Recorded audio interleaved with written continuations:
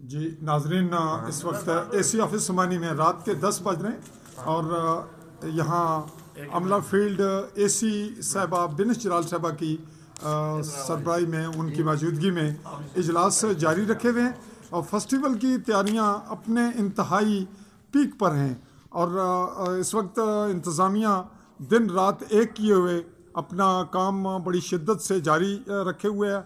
और यहाँ पे आप देख रहे हैं कि इस अंधेरे में और इस कैफियत में और इस सर्द मौसम में साथ ही है कि इन लोगों ने घरों में भी जाना है, खाना भी खाना है।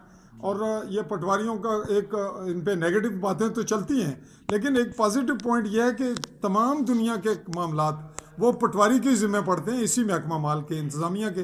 तो इसी मुनासबत से फेस्टिवल का जो बोझ है वो भी इस वक्त महकमा माल पे है, जिनके पास इंतज़ामी मामलात भी हैं।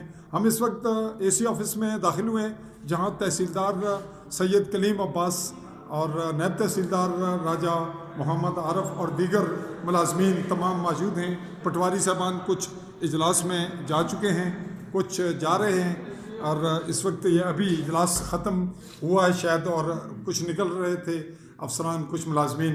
नायब तहसीलदार साहब मौजूद हैं। हम कोशिश करते हैं कि अगर एसी साहबा मौजूद हैं अंदर और वहाँ वो अवेल होती हैं जो मीटिंग में मुझे इजाज़त बख्शेंगी, तो हम उनको भी देखते हैं।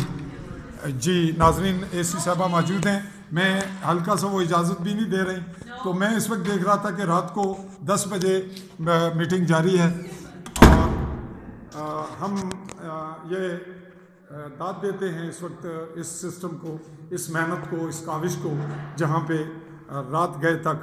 अभी आपने जैसा कि क्लिप में देखा कि मोहतरमा अभी काम जारी रखे हुए हैं, इसका मतलब है कि अभी और घंटा डेढ़ दो भी लग सकते हैं। नाजरीन, मैं आपसे मुखातिब था चौधरी फजल रहमान, आपसे इजाज़त चाहूँगा। अल्लाह हाफ़िज़।